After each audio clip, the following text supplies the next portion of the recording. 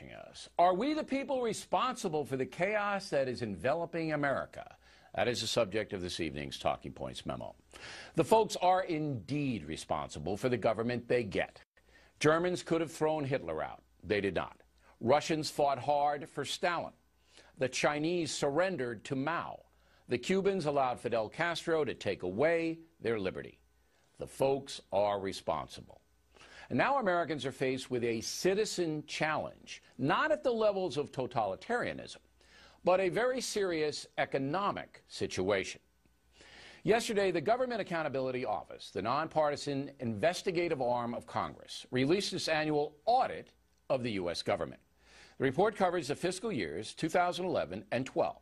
The conclusion of the report is this, quote, absent policy changes, the federal government continues to face an unsustainable fiscal path. Let me repeat that. Absent policy changes, the federal government continues to face an unsustainable fiscal path. If the feds do not stop the wild spending and do not reform Medicare and Social Security, the U.S. dollar will collapse. That means that all of our savings, all of our investments, our homes, and everything else will blow up before our eyes. Now, chances are you will not hear about the GAO's report today, except on this program. The liberal media will not tell you what is going on. The reason? President Obama does not want to cut federal spending or reform entitlements. That is crystal clear. And the media loves President Obama. So the folks be damned. This is like telling people standing on a beach, hey, a tsunami's coming, and if you don't move, you're going to be killed. But the beach folks say, I like it here. I'm not moving. And then eventually the wave sweeps them away. That's exactly what's happening now. We're living in a country that's polarized. We're also living in a country that is becoming addicted to machines, the internet.